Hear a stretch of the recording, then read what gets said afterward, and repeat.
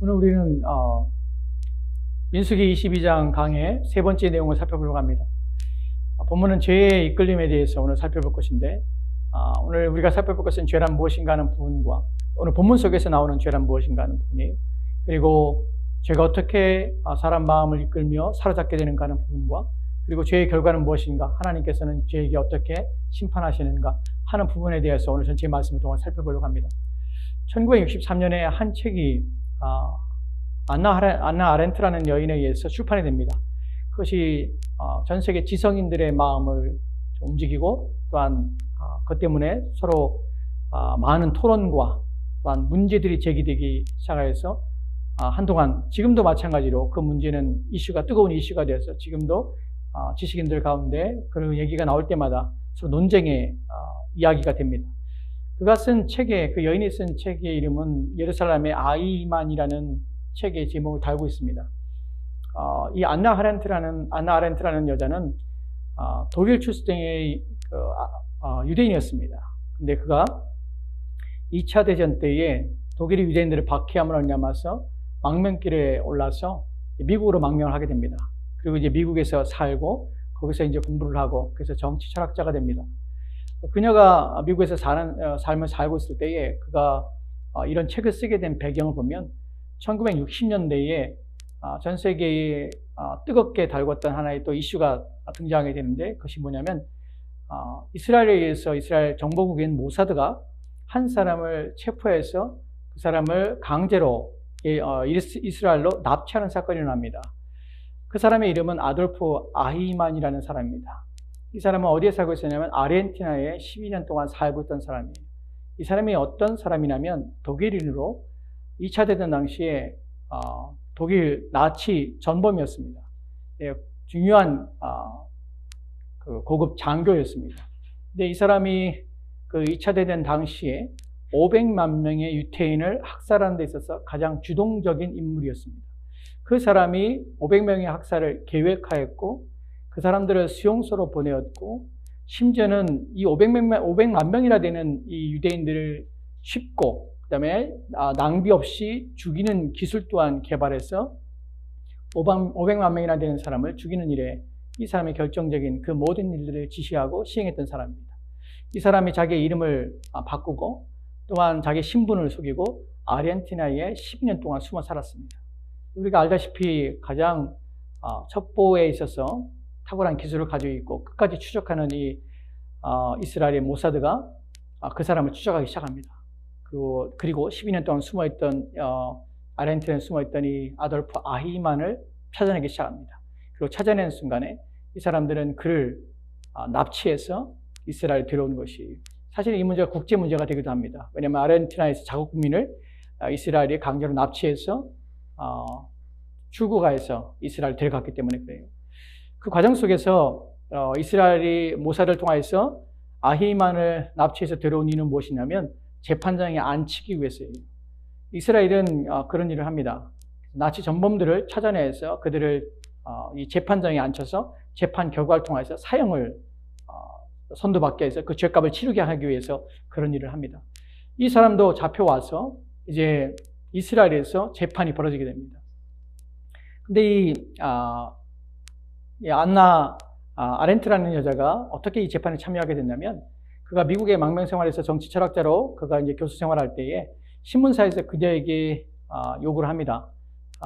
어떤 요구를 하냐면, 지금 이스라엘에서 아히만의 재판이 시작되는데 거기에 참석해서 재판 과정을 다 기록해달라는 것이, 왜냐하면 당시에 유대인이기 때문에 유대인으로서 관점으로서 이 재판 과정을 상세히 기록하고, 또한 당신의 생각을 여기에 이 글 속에 넣어줬으면 좋겠다.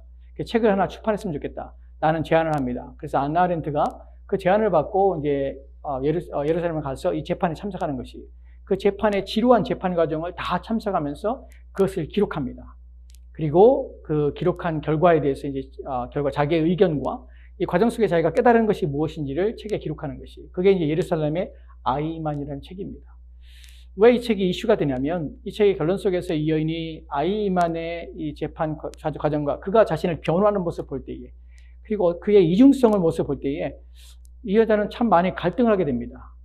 왜냐하면 우리가 생각할 때에 500만 명이라는 유대인을 학살하고 그들을 학살하는 방법들과 또한 그들을 강제 수용을 하며 고통을 주며 이런 일들을 한 이 사람을 모습을 볼 때 우리의 상상 속에서 이런 큰 범죄자는 아마도 그의 삶 속에서 어떤 문제가 있으리라 생각하는 것이에요. 아마도 정신적으로 문제, 정신에 분열이 일어났거나 또는 광시적인 어떤 사고를 가지고 있거나 또는 반사회적인 마음을 가지고 있거나 폭력 성향을 가지고 있거나 아주 잔인한 마음을 가지고 있거나 하는 것으로 우리 인식하는 것이. 근데 그녀가 재판에 참석해서 이 아이만의 모습을 그가 발언하며 그가 자신을 변호하는 모습을 볼 때에 너무나 평범하다는 것이. 마치 이웃집 아저씨처럼 너무나 평범하다는 것이. 그 끊임없이 자기는 무죄하다라고 주장하는 것이. 여기서 그녀가 안나 아렌트가 그 책에서 결론적으로 이렇게 말합니다. 악의 평범성이라는 결론을 내려요. 그래서 그녀가 쓴 그 책에 이런 내용이 되어 있습니다. 악이란 하면서 그녀가 이제 책을 써요. 그 내용 속에 있어요. 악이란 타인의 고통에 공감하지 못하는 것이다. 이것이 그녀가 그 아이만을 보면서 느꼈던 감정이에요. 악이란 것이 무엇이냐면 타인의 고통에 대하여 공감하지 못하는 것이. 사실 오늘날 우리의 문제 속에서 사회 문제가 되고 있는 것 중에 가장 큰 것이 뭐냐면 공감 능력의 상실이라는 표현을 합니다. 다른 사람이 고통받는 것을 내가 그것을 공감하지 못하고 그것을 하는 것이. 그래서 때로는 사회에서 우리는 갑질이라는 것들 또한 자기가 가지고 있는 능력, 위치를 가지고 다른 사람을 고통을 주면서 그 사람이 얼마나 고통을 당할까 하는 것을 모르는 것이. 우리가 몇 년 전에 교수가 자기의 제자를 갖다가 인분을 먹이고 또한 고문을 하고 학대하면서 그가 얼마나 고통당하는지를 전혀 인식하지 못한 이 공감 능력의 상실들.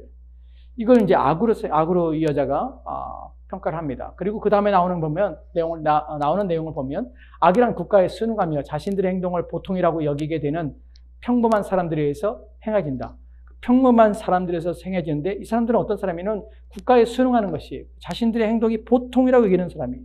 그러니까 악이란 특별히 이상한 사람들이 저지를 것이 아니라 특별히 마음속에 잔인하고 포악한 상태를 가지고 있는 반사회적인 또한 반역을 꿈꾸고 있고 또한 전복하며 사회를 전복시키며 어떤 무엇인가 잔인하고 광폭한 마음을 가진 자들이 아니라 당연히 지극히 평범한 사람들에서 자양되는 것이 악이라는 것이. 사실은 그래서 이 책이 왜 논쟁이 되냐면 또 유대인들에게 반감을 주게 되냐면 아이만을 옹호하는 것처럼 비춰지기 때문에 그래요.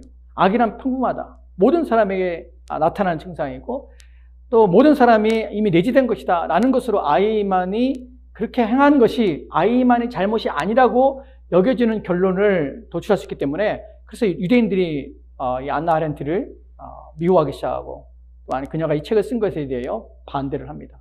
오늘날 많은 지성인들이 이 문제 때문에 도대체 악이란 무엇인가 때문에 논쟁하는 이유도 바로 이런 결정들 때문에 그렇습니다. 도대체 악이란 무엇일까 하는 부분이에요. 어떻게 악은 이렇게 평범한 속에 나타날 수 있을까 하는 부분이죠. 오늘 우리가 살펴볼 내용 속에서 이 안나 아렌트의 논쟁에 우리가 참여하자는 의미는 아닙니다. 여기서 우리 가운데 시사해 주는 것이 몇 가지가 있는데 그 부분을 거기서 우리가 오늘 본문을 이해하는 데 있어서 시발점을 삼으려고 하는 것이에요. 첫 번째 이런 것이에요. 안나 아렌트는 악이 평범한 속에서 그렇게 어떻게 500만 명이라는 사람을 죽이면서 눈 하나 깜짝 안 하고 그런 일을 할 수 있을까? 어떻게 그들을 죽이는 걸 계획하고 그것도 쉽게 비용을 절감해서 사람을 죽이는 일을 어떻게 그렇게 아무런 감정의 동의 없이 또한 죄의식 없이 이렇게 행할 수 있을까 하는 부분에 대하여 악이라는 것은 너무나 평범하게 모든 사람이 보편적으로 가지고 있다는 것이라고 이제 정의합니다. 근데 우리는 성경에서 뭐라고 하냐면 악의 보편성이 악의 이제 평범한 아니라 악의 보편성에 대해서 얘기를 합니다. 모든 사람은 악을 가지고 있을 뿐만 아니라 모든 사람은 악하다고 성경은 말하고 있다는 사실이에요. 여러분, 이 안나 아렌트가 아이만을 볼 때에 이 사람은 너무나 근면한 사람이에요. 성실한 사람이었다는 것이. 그 다음에 섬세하고 자기 일에 꼼꼼한 사람이에요. 근데 어떻게 이 사람이 감정적인 동의 없이 이렇게 잔인한 악을 행할 수 있었을까라는 부분에서 아이만이 자신을 변호하는 내용이 있습니다. 그 변호한 내용 속에 이렇게 말을 해요. 나는 내가 해야 될 일, 국가에서 나에게 부여된 임무를 단순히 시행했다는 것이에요. 왜 사람들이 악을 행하냐면 그 악을 내가 행하는 행동이 다른 사람에게 어떤 결과를, 내가 하는 행동이 어떤 결과를 만들어내서 누군가에게 불행을 일으킬 수 있다는 사실에 대하여 나는 사고하지 않았다는 것이에요. 즉, 아이만은 뭐라고 주장하냐면 나는 국가가 내게 부여한 일을 꼼꼼하게 성실하게 근면하겠다는 것이에요. 그 일이 일으킬 결과들에 대해서는 나는 생각하지 않은 것이에요. 그래서 아나 아렌트가 죄에 대해서 뭐라고도 정의하냐면 죄는 무엇이냐면 무사유라고 해요. 생각이 없는 것이에요. 이 부분에서 성경에서 이렇게 죄에 대해서 정의하는 것과 어느 부분에서 일정한 부분에서 동감을 갖게 됩니다. 무엇이냐면 성경에서 죄라는 것은 우리는 무의식적으로 행하는 것이, 아무 생각 없이 행하는 것이, 내가 죄를 행한다는 것조차도 인식하지 않아요. 죄에 대한 무지가 죄를 불러일으키는 것이. 우리는 죄인이 아니라고 생각해요. 근데 성경은 그것이 내가 생각하지 않고 죄라고 인식하지 않는 것조차도 성경은 죄라고 표현하는 것이. 그러니까 때로는 성경은 무지로부터 오는 것이. 성경에서 죄는 무지로부터 오는 것이. 무사유, 생각이 없는 것이. 근데 우리가 어느 때에 죄에 대한 인식이 일어나게 되고 또 어느 때에 우리가 죄를 죄라고 고백하게 되고 내가 죄인입니다라고 고백하게 되냐면 죄에 대한 사유가 우리 가운데 들어올 때예요. 그것이 로마서 7장에서 바울이 성경에서 탐심이 율법을 통하여 죄라고 말하지 않았다면, 죄라고 선언되지 않았다면 나는 죄를 몰랐을 것이다. 죄는 어떻게 발견되고 어떻게 인식이 되냐면 하나님의 법을 우리가 이해할 때에 그것을 생각하고 그것을 우리 안에 받아들이고 듣게 되고 깨닫게 될 때에 그때 우리는 죄가 무엇인지를 알게 되는 것이. 왜 사람들이 스스로를 죄인이라고 여기지 않냐면 아직 그들 가운데는 이런 죄가 무엇인지에 대한 개념이, 거기에 대한 생각들이 자신 안에 없기 때문에 그래요. 그리스도인들이 왜 스스로를 죄인이라고 고백하게 되냐면 바로 하나님의 법이라는 것이 자기 안에 생각이 되었고 그것이 이해가 되었고 깨닫게 되는 순간에 내가 그 앞에서 얼마나 큰 죄인인가 하는 것을 이제야 알게 되는 것이. 그래서 죄인이라고 고백하게 되는 것이. 그것이 죄는 어떤 면에서는 사유의 문제입니다. 생각의 문제. 인식이 들어오지 않는 것이. 오늘 이런 죄의 문제에 대하여 오늘 우리가 읽은 이 본문 속에서 죄가 무엇인가 하는 부분과 죄가 어떻게 인간에 들어와서 어떻게 작용하며 사람을 어떻게 속일 뿐만 아니라 사람을 사로잡아서 그를 죄가 이끄는 대로 이끌려 가게 하는가, 죄의 충동, 이런 부분을 살펴볼 것입니다. 그리고 마지막으로는 죄의 결과에 대해서 오늘 말씀을 마무리하려고 합니다. 첫 번째로 우리는 죄에 대해서 생각해 보려고 해요. 우리가 알다시피 민수기 21장은 특별한 장이었습니다. 왜냐하면 이스라엘의 중심이 아니라 모압 왕이었던 발락의 중심과 발락과 그의 신하들 또한 그의 백성들에 대한 내용이 민수기 22장의 내용, 22장, 23장, 24장의 내용이기 때문에 그래요. 여기서 주인공들과 또 등장인물들은 이스라엘이 아닌 사람들이었습니다. 이스라엘 아닌데 이 불신자들, 하나님을 마음에 두지 않는 자들, 믿지 않는 자들이 어떤 삶을 사는가 하는 부분에서 우리는 지난 시간에 잠언을 통해서 우리가 알게 된 것이 무엇이냐면 악인은 쫓는 자가 없을지라도 도망치는 것이, 악인의 삶은 쫓는 자가 없지만 누구도 자기를 쫓는 것이 없지만 지레 겁을 먹고 불안과 염려 가운데 인생을 살 수밖에 없다는 것이. 발락이 그렇습니다. 이스라엘 백성들이 그들을 침략하고 그들을 점령하게 온 것이 아니라 그들이 원했던 하나님 주신 약속했던 가나안 땅에 들어가고자 모압 평지에 이들이 온 것만으로 그는 무엇인가 불안 가운데 그리하여 마음이 번민하게 되고 마음의 고통 가운데 있는 것이. 그래서 하지 말아야 될 쓸데없는 일을 하며 하나님의 말씀에 대해 신뢰하지 않고 자신의 인생을 구원하기 위해서 스스로 애를 써서 혹시 오히려 자신을 구렁텅이에 던져놓은 일을 합니다. 여러분, 악인이, 하나님 없는 사람이 자신의 인생을 위해 살기 위하여 애를 쓰는 그 모든 과정은 자기를 살리는 것이 아니라 오히려 자신을 죽이며 자신을 멸망의 길로 빠뜨리는 일이라는 사실을 우리는 알아야 합니다. 하나님 없는 사람이 아무리 선을 행하고 의를 행한다 할지라도 그가 자신과 자신의 주변의 사람을 구원하기 위해서 온갖 수단과 방법을 동원하여서 자신에게는 선하고 의로울지 모르지만 그것이 결코 하나님 앞에 의롭거나 하나님께서 인정하는 삶은 결코 아니라는 사실이에요. 오히려 더 악을 행하며 오히려 하나님의 진노를 더 일으킬 뿐이라는 사실입니다. 지금 그것이 발락 속에서 보이는 모습이에요. 이 발락이 그 자신의 생명의 위험, 자신의 마음의 번민과 고민을 해결하기 위해서 한 사람을 초청합니다. 보올의 아들 발람을 불러오는 것이에요. 보올의 아들 발람을 불러오는데 거기서부터 이제 이야기가 또 다른 상황으로 전개가 됩니다. 오늘 우리가 읽지 않았지만 지난번에 읽었던 민수기 22장 12절 말씀은 이렇게 기록되어 있습니다. 민수기 22장 12절 말씀입니다. 같이 읽읍시다. 시작. 하나님이 발람에게 이르시되 너는 그들과 함께 가지도 말고 그 백성을 저주하지도 말라. 그들은 복을 받을 만한 자들이나. 아멘. 본문에 보면 하나님께서 발람에게 말씀하십니다. 이 본문은 앞에 있는 내용은 이제 발락이, 모압 왕 발락이 보올의 아들 발람을 데리기 위해서, 이 사람 뭐하는 사람? 복술자예요. 복을 비는 자예요. 저주를 해달라고 그 사람에게 복채를 가지고 간 것이에요. 근데 그날 밤에 하나님께서 뭐라고 하시냐면, 너는 그들과 함께 가지 말라. 발락으로부터 온 사신들과 함께 따라가지 마. 왜냐하면 이스라엘 백성들은 내가 저주하지 말며 그들은 복을 받을 사람들이야. 하기 때문에 너는 그들의 말에, 그들의 요구에 응하지 마. 라고 하나님께서 명령하신 것이, 이것이 첫 번째 내용이었습니다. 그리고 돌아갔습니다. 그리고 돌아가서 자기 왕 발락에게 말합니다. 발람이 오지 않습니다. 그랬더니 발락은 뭘 하냐면, 거기서 멈추는 것이 아니라 더 많은 사신들을, 더 많은 고관들을 함께 보냅니다. 그리고 하는 말이 더 좋은 제안을 하는 것이, 그것이 16절과 17절 말씀에 이렇게 기록되어 있습니다. 민수기 22장 16절 17절 말씀입니다. 같이 봅시다. 시작. 그들이 발람에게로 나아가서 그에게 이르되, 십볼의 아들 발락의 말씀에 청하건대 아무 것에도 꺼리끼지 말고 내게로 오라. 내가 그대를 높여 크게 존귀하게 하고 내가 말하는 것은 무엇이든지 시행하리니 청하건대 와서 나를 위하여 이 백성을 저주하라 하시더이다. 두 번째 왔습니다. 이들이 와서 뭐라고 하냐면, 아무 것에도 꺼리끼지 말고 내게 오라. 내가 그대를 높여 존귀하게 하리라. 그대가 내게 말하는 것은 무엇이든지 시행하리라 라고 말합니다. 이것은 사실 170회를 주는 것이, 네가 원하는 대로 다 해줄게. 와서 제발 저주를 해줘. 내가 원하는 거 해주면 네가 원하는 거 다 해줄게 라는 170회를 발락이 발람에게 주는 것이, 여러분 우리가 기억할 것은 아까 읽었던 12절 말씀입니다.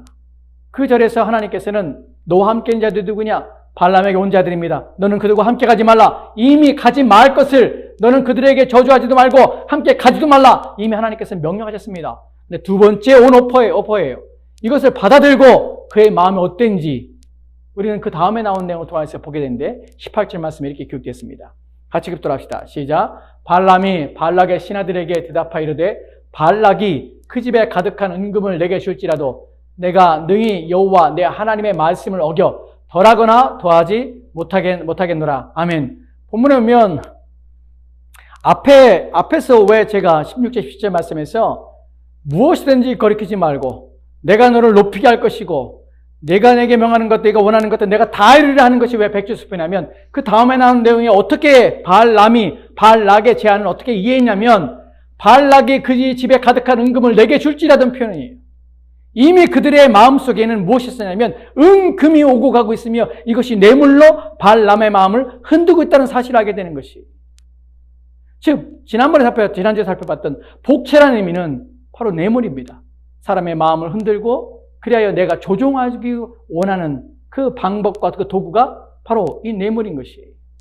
여기에 대해 우리는 또 다른 성경 구절 두 절을 통해서 발람이 결국 어떤 일을 하게 되는가, 그의 결과의 최후를 우리가 보게 되는데요. 민수기 31장입니다. 30장 8절 말씀 봅니다. 같이 돌아갑시다. 시작. 그 죽인 자 외에 미디안의 다스왕을 죽였으니 미디안의 왕들은 에이와 레겜과 스루와 후루와 레바이며 또 보올의 아들 발람을 칼로 죽였더라. 아멘. 이스라엘이 미디안 사람들을 죽일 때에 왕들을 죽인 것을 보게 됩니다. 그때에 그 왕의 이름 다음에 같이 나온 사람이 보올의 아들 발람이에요. 여기서 우리는 보올의 아들 발람이 왕이라는 표현을 하고 있는 것은 아닙니다. 하지만 왕의 죽음의 이름 앞에 함께 들었다는 사실은 그가 아무래도 높은 지위에 함께 참여했다는 사실이에요. 우리는 아까 발람에게 제안했던 걸 봅니다. 너를 높이리라 라는 말을 듣습니다. 무엇인가 발람이 행했다는 것이 발락의 마음을 들게 했다는 것이에요. 이것이 또한 무엇인지에 대하여 16절 말씀에 이렇게 말씀하고 있습니다.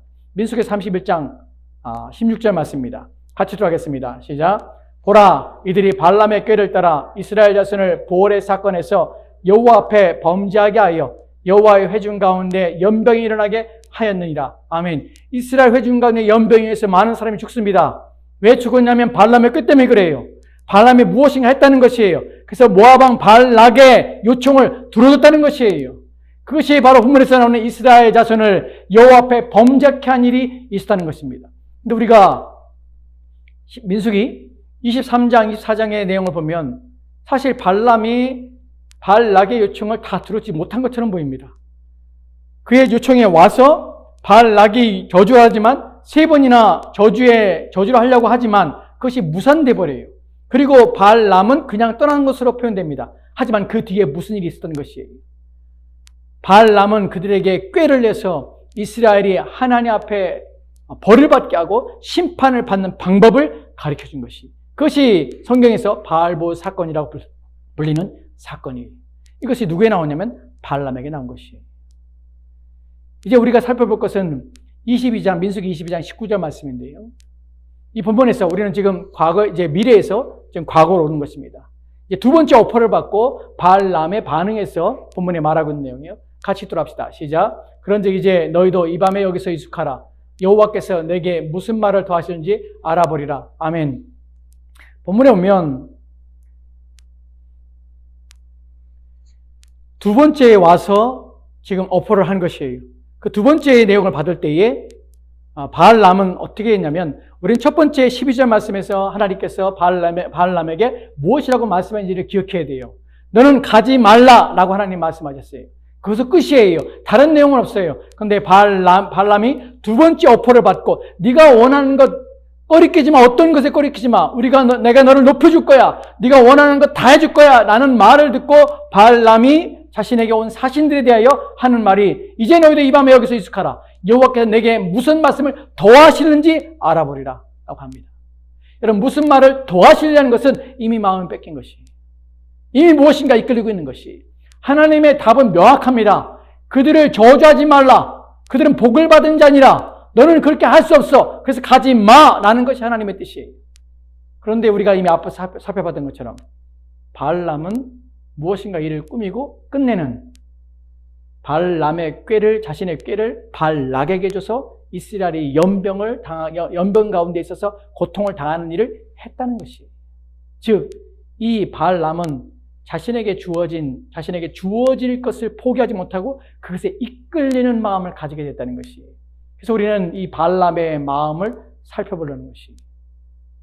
여러분, 본문 성경을 보면 인간의 마음이 죄에 이끌릴 때 어떻게 되냐면, 죄에 이끌리는 것이 단번에 한 번에 죄가 확 드러나는 것이 아닙니다. 자기의 욕심이 이끌리는 것이, 그 이끌림이 미혹에 들어가는 것이, 그 미혹된 것이 이제 마음에 잉태되고, 잉태되는 것이 이제 낳고, 난 것이 장성하게 되고, 장성한 것이 죽음에 이르는 것이. 죄는요, 처음부터 죄라고 들어오지 않습니다. 처음부터 우리를 사로잡아서 처음부터 자신의 뜻을 밝히는 것이 아니라, 내가 너를 죽게 하리라, 결국은 내가 내 영혼을 망하게 하리라고 우리 가운데 들어오는 것이 아니에요. 오히려 우리 안에 있는 성향들을 충동질하는 것이. 발람의 성향이 무엇이냐면, 돈만 보면 환장하는 것이에요. 그것에 끊을 수가 없는 것이에요. 하나님이 가지 말하는 명령을 듣고도 자기의 욕심을 주체할 수가 없는 것이에요. 두 번째 여파가 들어올 때에 그것을 끊을 수가 없었어요. 놓을 수가 없는 것이에요.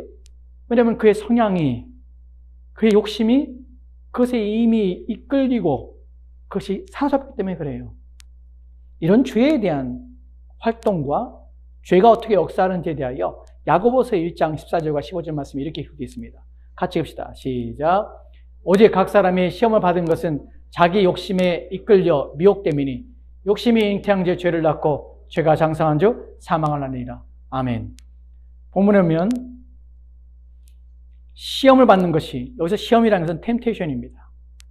유혹되는 것이, 그래서 죄에 빠지는 것이.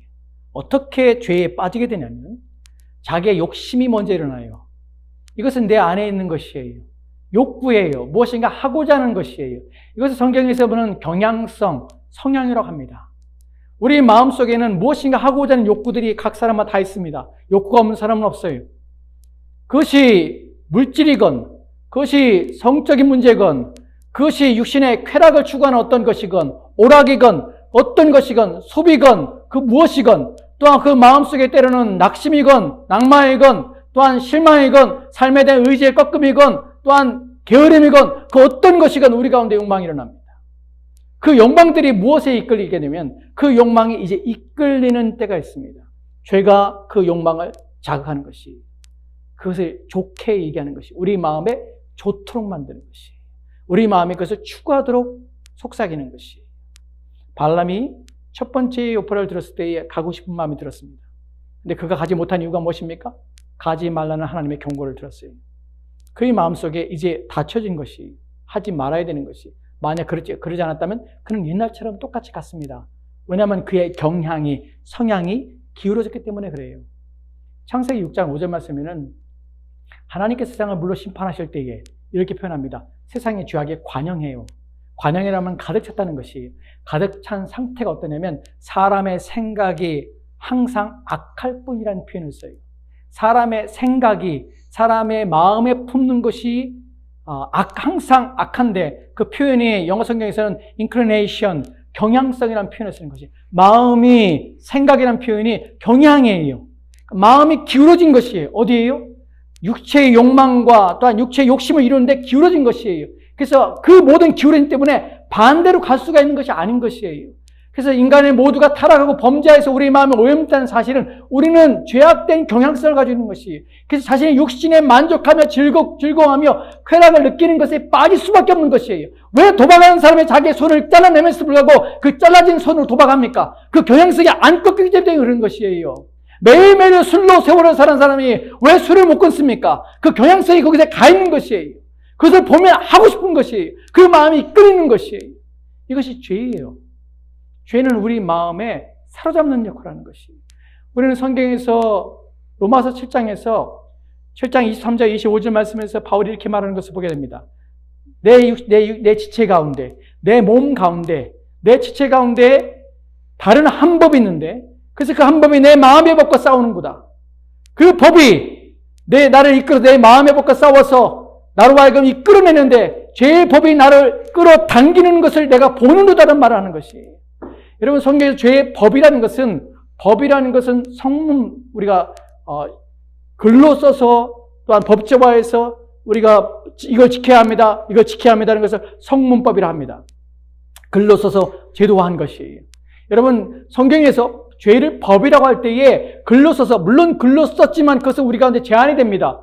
어느 정도 우리를 올가매지요. 여러분, 스피드 리밋 60마일에서 여러분 70마일 들면 경찰이 여러분 잡습니다. 그 법이 성문에 기록되어 있지만 그것이 실제적으로 여러분에게 적용돼요. 우리에게 기록되어 있지만 그것이 살아있어서 우리의 삶을 제한합니다. 하지 말아야 할 짓을 하는 것이, 남의 집에 문 열고 들어가거나 남의 것을 훔치거나 하는 것은 다 법으로 제한된 것이에요. 우리는 의식 속에서 그 법에 제한을 받고 있어요. 하지만 성경에서 죄의 법이라고 할 때 그 법은 단순히 기록되어서 우리가 눈에 보이지 않지만 그것을 어기실 때만 역사하는 것이 아니라 그것은 살아있는 힘으로서 얘기하는 것이에요. 우리는 이 사실에 대하여 알지 못합니다. 여러분, 왜 죄가 무섭냐면 우리 가운데 무사유라는 것을 우리 가운데 던지기 때문에 그래요. 생각하지 마. 알 필요 없어. 성경이 말하는 죄에 대해서 네가 무관심해도 괜찮아. 그것 때문에 문제가 생기지 않을 거야. 라는 것으로 우리 마음을 속입니다. 왜 우리가 그리스도 안에 살지 못하냐면, 왜 우리가 우리 자신을 깨끗하게 하며 경건하게 사는 삶에 있어서 우리가 최선을 다하지 않냐면 죄가 우리 마음을 사로잡기 때문에 그래요. 더 이상 무관심하게 만들기 때문에 그래요. 하나님에 대해 무관심하게 하고 우리의 영혼에 대해 무관심하게 하고 성경에 기록된 하나님의 진노와 심판에 대하여 우리는 무관심하게 하는 것이에요. 그게 죄의 속임이에요. 지금 발람은 그 속임 가운데 빠져 있는 것이에요. 가지 말라는 하나님의 음성을 듣고 반응해야 되는데 반응하지 않고 있는 것이에요. 왜요? 사로잡기 때문에. 그의 욕심이요? 끌렸어요. 욕심이, 자기 마음에 있던 그 욕심의 경향성이 끌린 것이에요. 그 죄의 힘이 그의 마음을 끌어서 미혹시킨 것이에요. 여러분, 본문에서 미혹이라는 단어는 사로잡힘이에요. 이미 사로잡히게 되면 끝이에요. 불행하게도 많은 사람들은 자기의 욕심을 다스리지 않고 자기의 욕심을 지키지 않습니다.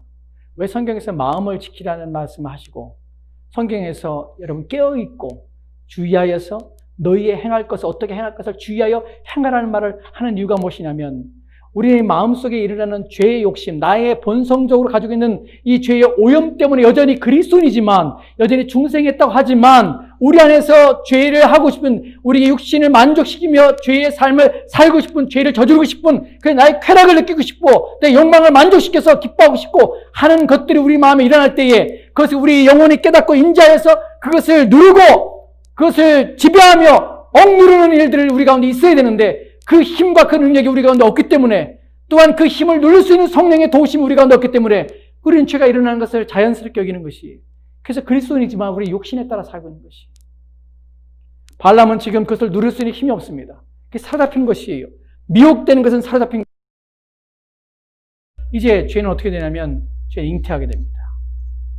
그럼 죄가 나아지는 것이, 본문에서 죄가 잉태되는 것은 마치 임신한 것처럼 우리의 마음속에서 죄가 이제 죄의 흔적, 죄의 힘이 이제 완전히 작용해서 죄의 행동들이 일어나게 되는 것이, 그리고 죄가 이제 나아서 죄가 활동하기 시작하는 것이, 그것을 멈춤 없이 달려가게 되는 것이. 여러분, 첫 번째로 주의할 것은 죄의 우리 자신에게는 모든 그리스도인들과 마찬가지고, 또한 여러분 불신자에 지금 얘기하는 것은 아닙니다. 그리스도인이 아는 사람은 이미 그들에게는 항상 미혹되어 있는 상태예요. 항상 죄가 그들을 지배하고 있어요. 그래서 저는 개의치 않아요. 저는 지금 그리스도인에 대해서 말씀을 드리는 거지 불신자에게 대해서 말씀을 드리는 것은 아니에요. 신자의 마음속에 무엇이 일어나냐는 것이죠. 우리의 마음이 왜 내가 이 일을 하는 것이에요. 왜 내가 이것을 보면 못 참고 이 죄를 져서 하나님 앞에 또 회개하며 나오냐는 것이에요. 왜 나는 이 상황을 이겨내지 못하냐는 것이에요. 왜 나는 항상 연약한 가운데 조금마다 내 마음은 낙심하고 조금 하면 내 마음 불안하고 여전히 죄악에서 여전히 범죄하며 악언행하며 하나님을 기쁘시게 못하는 행동을 하는데 불구하고 여전히 그것을 바꾸지 못하는 일이 왜 일어나는 것이에요. 왜냐하면 죄의 이끌림에 대해서 우리가 인식하지 못하고 그것을 누리지 못하기 때문에 그래요. 미혹된 순간에 우리는 죄에서 하나님의 특별한 은혜가 아니면 그 미혹에서 벗어날 수 있는 길은 없습니다. 망하는 것이에요. 그래서 우리는 성경에서 깨어있으라. 너의 영혼을 깨워서 너희는 주변을 살피고 너희 마음의 죄가 너희를 지배하지 못하도록 너희는 싸우고 또 내 영혼을 위해서 애쓰며 수고하는 일들이 우리 가운데 필요한 것이에요. 이것이 없으면 망하는 것이에요. 여러분, 이름으로는 그리스도인이라는 이름을 받을 수 있습니다. 신자는 어떻게 사냐면 바로 이 죄와의 싸움으로 사는 것이에요. 내가 어떻게 그리스도인이 되냐면 이 죄를 인식하고 그래서 하나님의 법을 내 마음에 세우는 것이에요. 여러분, 그리스도인 산다는 것은 자유하는 것이 무엇이 자유냐면 죄에 대해서 자유하고 죄에 대해서 해방되는 것이에요. 여러분, 로마서 8장 2절 말씀에 뭐라고 합니까? 이제 우리가 그리스도 안에서 이제 성령의 법을 말미암아 죄와 사망의 법에서 우리가 이제 자유케 됐다고 선언하는데 여전히 죄의 법에 의해서 이끌려 사는 것이 우리라면 우리가 그리스도인에게 되겠습니까? 로마서 6장에서 말하는 것처럼 이제 너희가 죄의 노예에서 죄의 종이 아니라 이제 하나님의 종으로 그리스도를 통해서 이제 옛 모습은 죽었고 옛 삶은 죽어서 네가 새로운 사람이 되었다 하는데 여전히 죄의 지배와 노예로 살고 있다면 내가 그리스도인이 되겠습니까? 여러분, 이런 인식들을 우리는 안 하고 사는 것이에요. 오늘 우리는 이 모든 것을 다 말씀드리고 다 알 수는 없습니다. 하지만 오늘 본문에서 중심으로 우리가 이해할 때 이 부분들이 얼마나 중요한지 여러분 생각하셔야 돼요. 죄는 힘입니다. 역사합니다. 사로잡습니다. 잡힌 순간 이제 죄가 이제 잉태되고 죄가 또한 태어나며 죄가 장성해서 결국 어디로 이끌어 가냐면 우리를 사망으로 이끌어 간다는 사실을 여러분 마음에, 여러분 생각에 두어야 되는 것이에요. 오늘 본문에서 다시 돌아가서 발람이 민수기 22장 19절 말씀에서 하는 말을 다시 보도록 합시다. 본문에 보면 그런즉 이제 너희도 이 밤에 유숙하라. 여호와께서 내게 무슨 말씀을 더하실지 알아보리라. 무슨 말씀을 더하실지 알아보리라는 것은 이미 그가 사로잡힌 것이, 죄가 그를 사로잡아서 미혹하신 것이 이제 더 이상 벗어날 수가 없습니다. 이 상태에서 하나님께서 경고하는 것을 봅니다. 20절 말씀이에요. 같이 보도록 합시다. 같이 읽겠습니다. 시작. 밤에 하나님이 발람에게 임하여 이르시되 그 사람들이 너를 부르러 왔거든 일어나 함께 가라. 그러나 내가 내게 이르는 말만 준행할지니라. 아멘. 죄가 잉태되어서 그 사람을 사로잡아서 그가 잉태될 때에 하나님이 어떻게 그를 대하시는가 하는 생각을, 대하시는 방법을 지금 본문을 통해 살펴볼 것이에요. 여러분, 신자에게 죄가 미혹돼서 이제 사로잡혀서 죄가 잉태될 때에 하나님께는 가만히 계시지 않습니다. 하나님께서는 두 가지 방법으로 대하시는데 첫 번째로는 불신자를 대하는 방식이에요. 불신자는 죄가 잉태돼서 죄로 말미암아 사망을 하는 것을 하나님 개의치 않으십니다. 막지 않으세요. 하지만 신자에게서, 물론 본문에서 발람의 신자라는 표현은 아닙니다. 발람에게 보여지는 이 상태가 신자에게 대하시는 하나님의 방식이에요. 본문에 보면 발람에게 임하여 이르시되 그 사람들이 너를 부르러 왔거든 일어나 함께 가라. 첫 번째 12절 말씀과 다릅니다. 함께 가라고 합니다. 그럼 하나님께서 이것을 허락하신 것입니까? 아니요, 그렇지 않아요. 이것은 허용입니다. 왜 이 두 단어가 다르냐면 허락이라는 것은 하나님이 기뻐하시는 것이에요. 그래, 해라. 그러나 허용이라는 것은 네가 그렇게 할래? 끝까지 그렇게 할래? 그럼 해봐. 라는 것이 허용이에요. 신자가, 하나님의 자녀가 죄의 마음을 품고 그 욕망에 사로잡혀서 이제 거기서 꼼짝없는 상태가 되어서 그 일을 저지르려 할 때 하나님께서 막아주실 걸 생각하지 마십시오. 안 막습니다. 우리는 그러죠. 하나님, 내가 죄를 지으면 하나님 죄에게서 막아주세요. 내가 악을 행하면 그 악에서 나를 막아주세요. 우리 이렇게 기도합니다. 여러분, 기도하는 것이 중요합니다. 하지만 기도하고 나는 그것을 하지 않으려고 애를 쓰는 싸움이 필요한 것이에요. 아무것도 안 하면서 나는 기도했으니까 됐어. 나는 죄를 안 질 거야. 하고 나서 죄를 짓습니다. 예전에 제가 어느 집사님의 그 비참한 고백을 말씀드린 적이 있습니다. 이분이 다 좋은데 열심히 하나님을 섬기고 하나님을 향한 마음이 있습니다. 근데 가끔 친구들을 만나서 한잔하고 나서 술고래가 되는 것이. 한잔하고서는 정신을 잃어버리고 집에 들어가는 것이. 그러고 나서 다음 주에 주일날 교회 와서 하나님, 내가 이런 또 짓을 하고 이런 헛된 짓을 했습니다. 하고 하나님께 기도하는 것이. 왜 내 죄를 막지 않습니까? 하나님, 내가 이것이 내 약점인데 왜 친구들을 만나서 못 끊고 그들과 함께 어울리며 이렇게 술 취해서 이렇게 이런 범죄를 또 저지르고 하나님께 나 회개합니까? 제발 나를 막아주세요. 날마다 기도하는 것이에요. 여러분, 그런 상황이, 그런 모습이 나쁘다는 것은 아닙니다. 왜 그러냐는 것이. 이분이 기도합니다. 어느 날 또 친구가 전화 옵니다. 오늘 밤 어디서 모이는데 나와. 여러분, 거기서 끊어야죠. 안 돼라고 해야 됩니다. 근데 못 끊어요. 그래, 알았어 하고 전화를 끊습니다. 어떻게 합니까? 마음으로 기도하죠. 하나님, 이제 시험이 시작됐습니다. 나를 막아주십시오. 내가 갈 때, 회사를 나갈 때에 엘리베이터 고장이 나서 내가 지되고 내가 못 가게 하십시오. 내 문 앞에 딱 엘리베이터 쓰자마자 엘리베이터가 탁 내려와서 문을 탁 열어요. 또 타고 내려가면서 하나님, 내가 택시를 잡을 때 택시가 안 오게 해주세요. 그리고 택시를 손을 든 택시가, 손 들자마자 택시가 와서 기다리고 있어요. 택시를 탔어요. 그나마 어떻게 됩니까? 또 정신을 잃었어요. 우리는 그렇게 생각해요. 내가 죄를 지을 때에 하나님께서 나를 죄를 안 짓게 하실 것이야 라고 생각해요. 그렇지 않습니다. 하나님께서 신자가 죄를 지을 때 두 가지 이유 때문에 그 죄를 내버려 둡니다. 하나는 그 죄에 대하여 고통을 당하기 위해서요. 그 죄를 맛보게 하기 위해서요. 죄를 맛본다는 것은 죄의 결과를 맛보는 것이에요. 두 번째, 그 죄에 대한 결과 속에서 비참한 고통을 당하고 그리고 교훈을 얻게 하기 위해서요. 그래서 하나님께서는 신자가 죄에 미혹될 때 내버려 두십니다. 왜 하나님 내 죄를 안 막으시는가? 하나님, 내가 죄질 때 나를 안 사랑해서 내가 이렇게 막 욕망에 끌려서 하나님보다 다른 걸 더 사랑하고 하나님보다 다른 걸 위해서 애를 쓰고 있는데 왜 하나님 가만히 계시지? 라고 생각할 때 하나님께서는 그 죄를 지음하냐마 여러분이 비참하고 여러분이 슬퍼하며 고통을 당하고 마음에 신음하는 것을 통해서 하나님께서는 교훈하시는 것이에요. 그래서 우리는 주의해야 합니다. 하나님께서 허락인지 허용이신지를 늘 생각해 봐야 되는 것이에요. 내가 이 일을 선택하고 내가 이걸 행할 때 하나님께서 아무 하지 않는다고 해서 여러분, 그것이 하나님의 허락이 아니에요. 내 죄의 이끌림을 통해서 일할 때 하나님께서는 내버려 두시는 것이에요. 그래서 우리는 그 일 때문에 비참한 수치를 당하고 우리의 마음은 참혹하고 하나님의 배에 부끄럽고 또한 거기서 헤어나며 벗어나기 위해서 파방치는 내 영혼 때문에 우리는 힘든 것이. 누가 그렇게 만듭니까? 자기 자신이 자기 영혼을 망하게 하는 것이. 이것이 우리의 비참함입니다. 22절 말씀에는 여기에 대하여 하나님께서 또 다른 말씀하시는 것을 보게 됩니다. 같이 봅시다. 같이 읽겠습니다. 시작. 그가 감으로 말미암아 하나님의 진노하사 여호와의 사자가 그를 막으려고 길에 서니라. 발람은 자기 나귀를 탔고 그의 두 종은 그와 함께 있더니. 왜 제가 아까 허락이 아니라 허용이라고 말씀드리면 하나님께서 22절 말씀에 그를 죽이려 해요.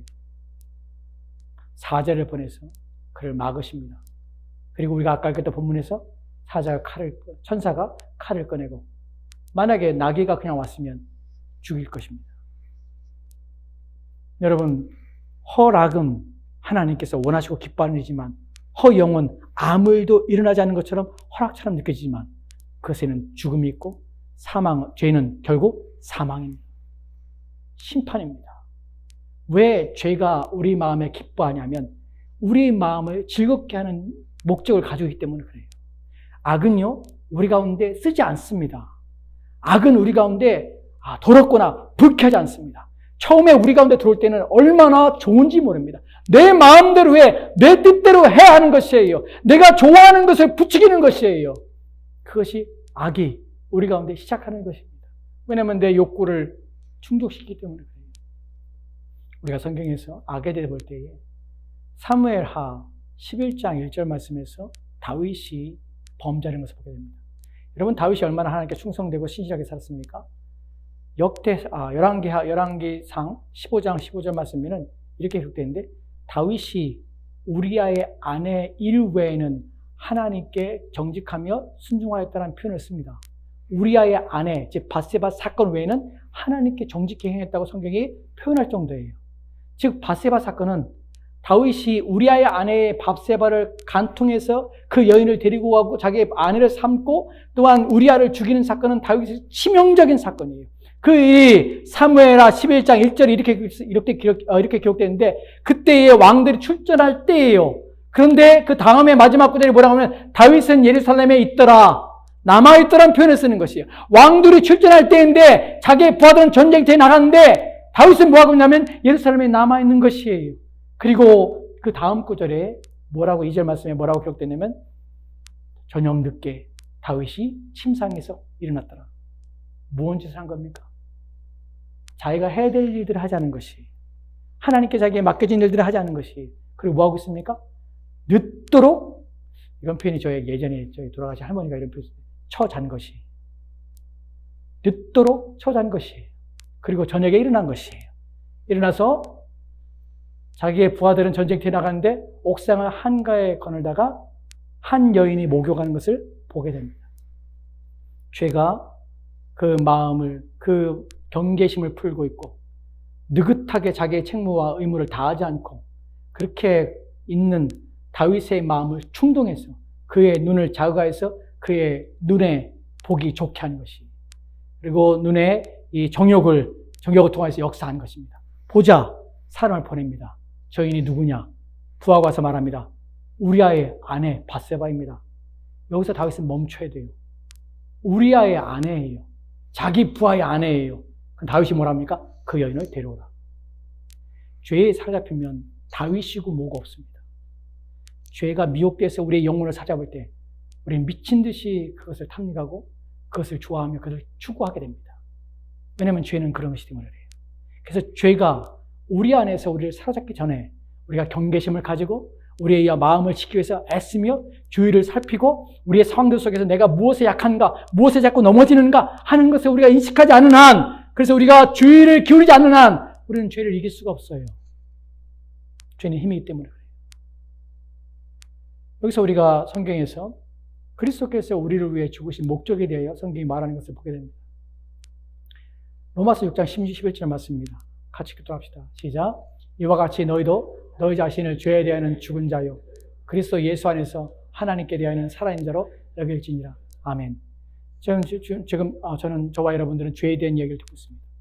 여러분, 그리스도께 십자가에 죽으실 때에 우리가 무사유 속에서, 즉 생각이 없이 우리가 복음을 들을 때에, 또한 복음을 전할 때에 절반만 전하기 때문에 문제가 생겨요.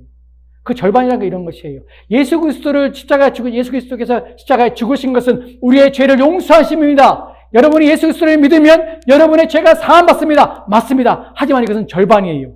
그 복음은 온전한 복음이 아니에요. 온전한 복음은 예수 그리스도께서 십자가에 달려 죽으셔서 여러분의 죄를 사하셨습니다. 하지만 죄를 사하는 것은 단순히 죄를 사하는 목적이 아니라 죄를 멸하시기 위해서입니다. 여러분 안에 있는 죄를 멸하시기 위해서 그리스도께서는 십자가에 달려 죽으신 것입니다. 그래서 여러분들은 죄를 멸하는 일에 참여하는 것입니다. 내가 그리스도인이 된다는 것은, 내가 하나님의 자녀가 되었다는 것은 죄가 내 안에서 죽기까지 싸우며 죄를 멸하는 일에 참여하는 것이에요. 그래서 본문에 이와 같이 너희도 너희 자신을 죄에 대하여는 죽은 자로 여기는 것이에요.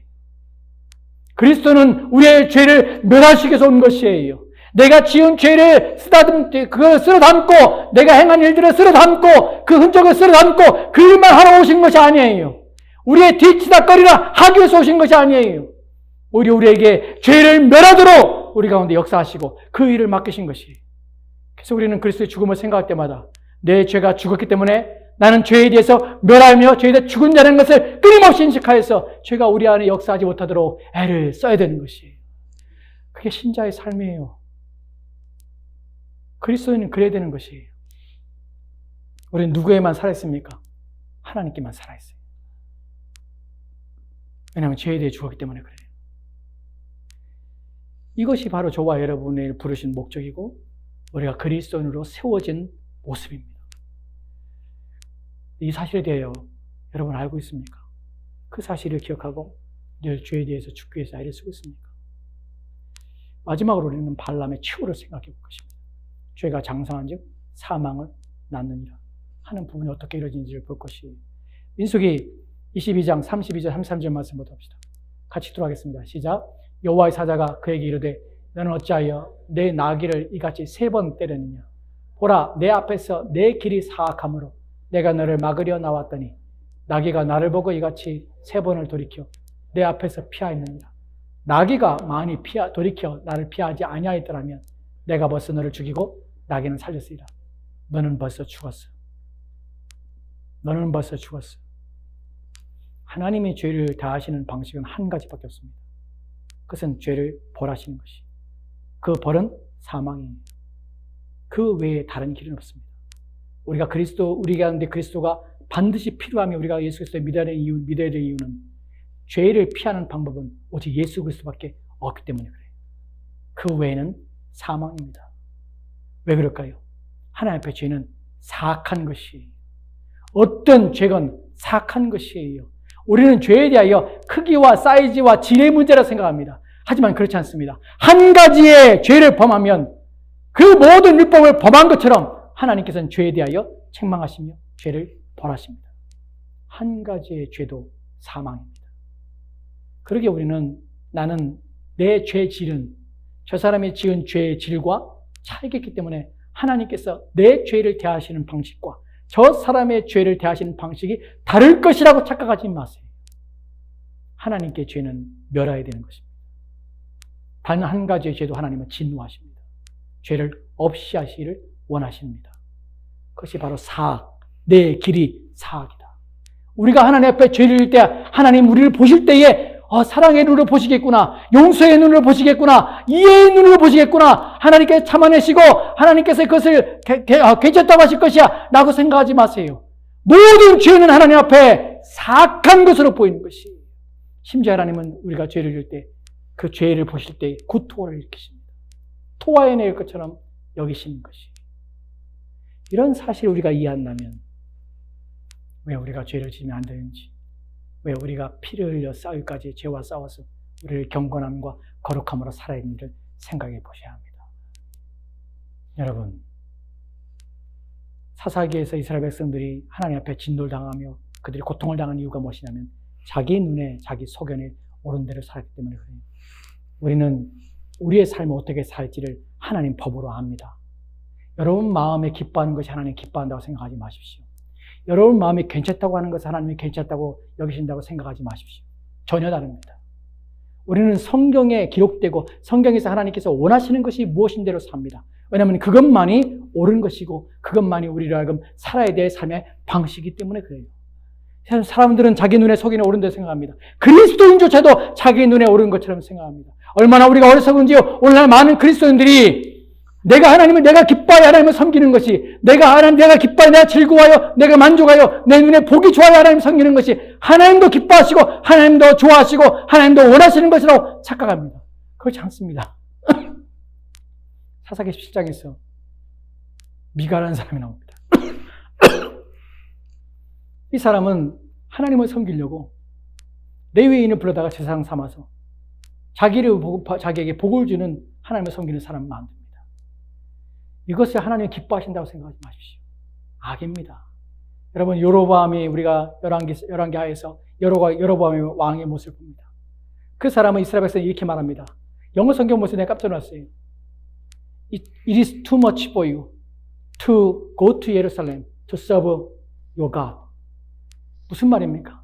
이것이 너희에게 얼마나 더하냐. 너희가 하나님을 섬기기 위해서 예루살렘까지 올라가는 수고하지 마. 내가 너희들을 편하게 해줄게. 그 편하면 베델에 내가 가까운 곳에 내가 너희를 위해서 하나님의 신상을 세울게 하고 송아지 신상을 세웁니다. 그리고 멀리는 너희들 위해서 내가 단에다가 내가 신상을 세워줄게. 너희들이 원하는 곳에 가서 편하게 하나님을 예배해 라고 말하는 것이에요. 그 다음 구절이 기가 막힙니다. 이스라엘 백성들이 얼마나 열심히 있는지요. 베델로 가서 하나님을 섬긴다고 예배합니다. 그리고 저 먼 단까지 가서 하나님을 섬기는 일들이에요. 그들의 마음속에 무슨 열심히 특심인지 하나님을 섬기는 일을 애쓰며 합니다. 누구의 방식대로요? 자기의 방식대로. 하나님 기뻐하는 줄 아십니까? 그들을 멸하십니다. 우리는 그렇게 생각합니다. 내가 기뻐하는 방식으로 하나님을 섬기고, 내가 하나님을 예배하는 방식으로 하나님을 섬기고, 내가 하나님을 섬기는 모든 것들은 내 마음이 즐겁고, 이렇게 하나님 앞에 이렇게 열심히 있으니까 하나님도 기뻐하실 것이라고 생각합니다. 여러분, 그렇게 해서 죽은 사람도 있습니다. 나답과 아비후가 그렇게 해서 죽었습니다. 이래도 괜찮아. 왜냐면 하나님을 섬기는데 무슨 방식이 필요할까? 하나님을 예배하는데 무슨 방식이 필요할까? 또 하나님 앞에 기도하는데 무슨 방식이 필요할까? 하나님 앞에 섬기며 다른 사람 섬기는데 무슨 방식이 필요할까? 여러분, 그렇다면 방식이 없다면 하나님께서 우리 가운데 613개의 율법을 주시지 않았던 뿐 아니라 10가지의 계명도 주시지 않았습니다. 하나님께서는 자신을 가까이 하는 자에게 거룩함을 받기를 원하십니다. 즉 자신의 방식으로 하나님을 섬김을 받기 원하는 것이. 우리는 생각해야 돼요. 내가 하나님을 섬기고 내가 하나님을 예배하며 내가 하나님의 말씀을 순종하고 사는 것이 과연 하나님의 법에 합당한 것인가? 과연 하나님이 받으실 만한 것인가? 아니면 내 자신의 마음과 내 자신이 기뻐하는 방식대로 하나님을 섬기며 하나님을 살고 있지 않은가 하는 것들을 생각해 보셔야 합니다. 죄는 속이기 때문에 그래요. 죄는 우리 마음을 속입니다. 사악한 것입니다.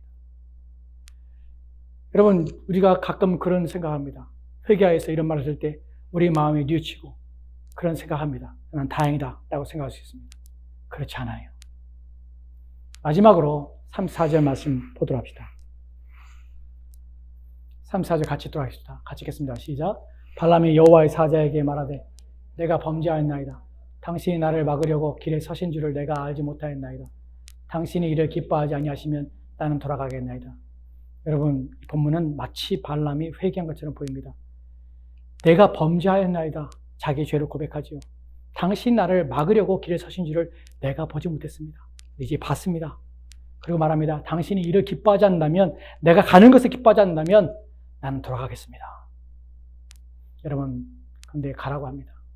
왜냐하면 이미 마음의 죄에 사로잡혀서 그 마음은 하나님께로 안 돌아옵니다. 잠시 잠깐 그 마음에 뉘우침이 있는 것처럼 보이지요. 하지만 하나님 앞에 전심으로 돌아오지 않습니다. 여러분, 죄가 우리를 속이는 것이 무엇이냐면 네 마음이 찔리고 네가 하나님 외에 살고자 하는 것, 그것 다 하나님 아시오. 네 마음이 슬프고 네 자신이 연약한 것, 네 자신의 모습을 볼 때 네가 초라하게 느끼고 그래서 하나님 앞에 공률과 자비하심 베푸는 것 하나님 아시오 라고 합니다. 그것에 속아요. 된 줄 알아요. 그렇지 않습니다. 죄는 우리를 속여서 조금만, 야, 얼굴만 돌려, 네 마음만 행해, 네 마음으로 하면 됐어 라고 얘기하는 것이 그렇지 않습니다. 우리가 오해하는 것이 하나님께서는 우리의 중심을 보신다는 말을 오해해요. 여러분, 하나님께서는 우리가 행하는 것 보는 게 아니라 중심을 보셔라고 말하는 것이 얼마나 오해입니까? 여러분, 다윗에게 말할 때 하나님께서 내가 사람의 중심을 본다고 할 때 그 중심이라는 것은 중심을 통해서 나오는 행위를 보는 것이에요. 그 마음의 동기를 보는 것이에요. 아무것도 안 하지 않는데 하나님께서 그를 기뻐하신 것이 아니에요.